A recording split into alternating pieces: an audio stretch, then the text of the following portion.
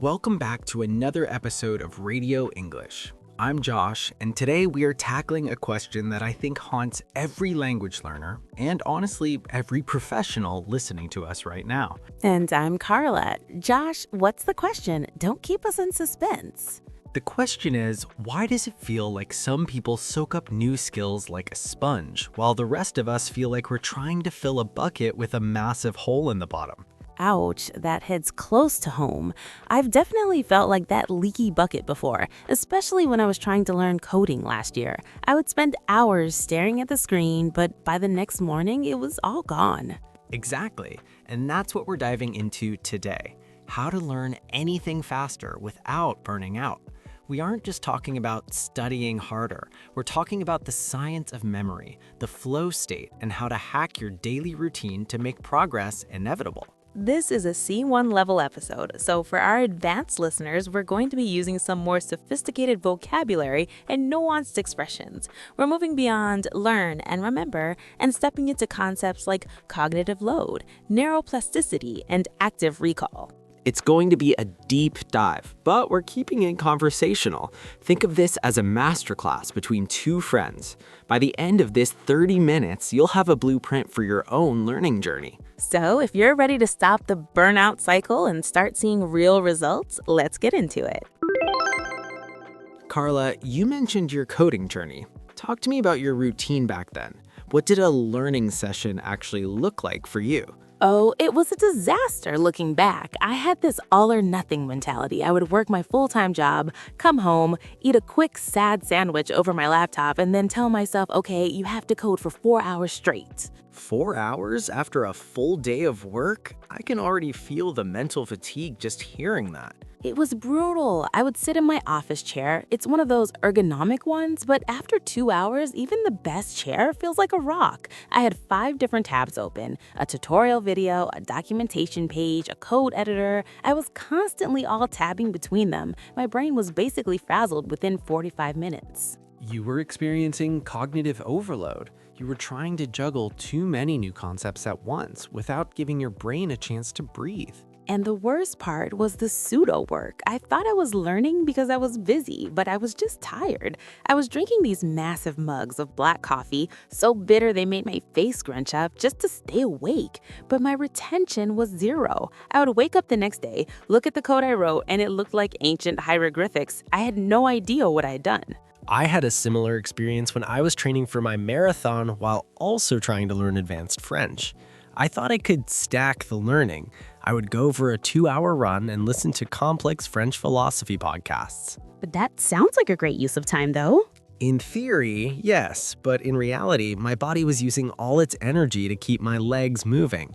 I would get home, my muscles would be aching, I'd be covered in sweat, and if you asked me one thing about the podcast, I couldn't tell you. I was burning the candle at both ends, as they say. I ended up hating the running and hating the French. That's the burnout wall. We think learning is about total immersion and intensity, but the brain actually needs the downtime to consolidate that information. It's like building muscle. The growth happens while you rest, not while you're lifting the weights. Okay, so we know what doesn't work. Let's talk about what does. If we want to learn faster, we have to talk about active recall and spaced repetition. Those sound like technical terms. Break them down for us, Josh. Sure. Most people study by reading a book and highlighting sentences. That is passive review. It feels good because it's easy, but it's a trap. Active recall is the opposite. It's closing the book and asking yourself, what did I just read? It's forcing the brain to produce the information rather than just consuming it. It's a bit like a mental workout. It's uncomfortable, right? Exactly. It should feel a little bit difficult. If it feels easy, you probably aren't learning. Think about your daily routine. Instead of just listening to Radio English, you should stop the audio every 5 minutes and summarize what we said out loud.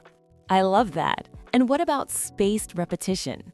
That's the secret sauce. Instead of studying for 5 hours on a Sunday, which is what you were doing with coding, you study for 30 minutes every day, but you review the material at specific intervals. 1 day later, 3 days later, a week later.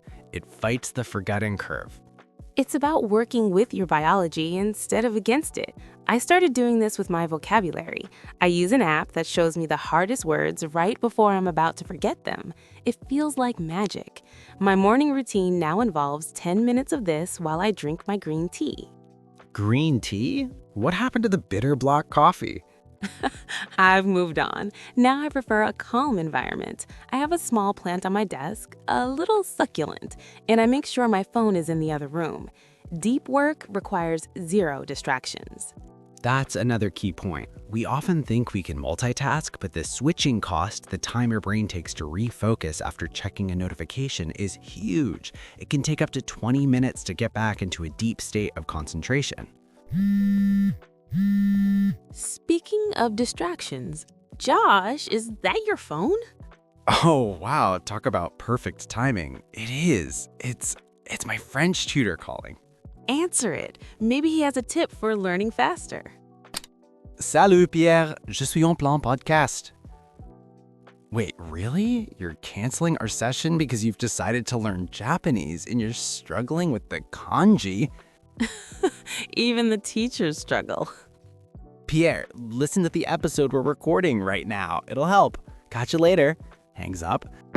See, even the experts get overwhelmed. He was trying to learn 100 kanji a day. That's a classic burnout move. Since this is a C1 episode, let's pull out some of the power words we've been using. Josh, you mentioned cognitive load.